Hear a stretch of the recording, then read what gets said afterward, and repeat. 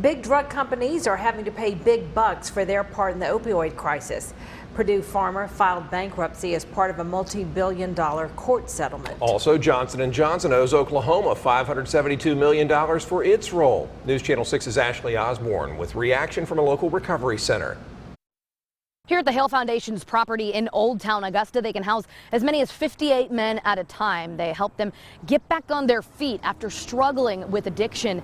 Today, I talked to the president about what these recent headlines about big drug companies facing penalties for their role in the opioid crisis, what this news means to him. Here's what he said. Myself and most other people in this industry were thinking, why is it taking so long? In his 13 years with the Hale Foundation, Cliff Richards has seen case after case, men suffering from the grip of addiction to drugs and alcohol. With this explosion of the opioid epidemic, we've just had a backlog of men trying to get in and get help. How many of them do you think have some sort of dependence on opioids? It's probably at least 50% of the men here have started out with opioids and progressed to heroin. He's glad big drug companies are being forced to pay a price, but is skeptical of the impact. I don't know if that's a solution, because they have plenty of money. It's a lucrative industry.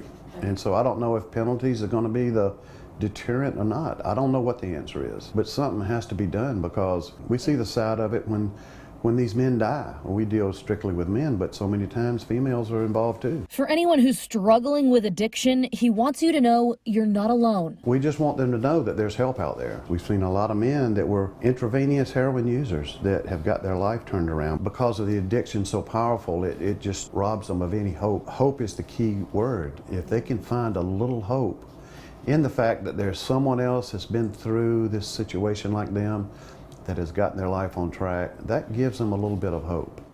The Hale Foundation is looking to expand their organization with a second site, and right now they're talking about making that facility geared specifically towards first responders. We're going to let you know more about that plan in the coming weeks. In Augusta, Ashley Osborne, WJBF News Channel 6.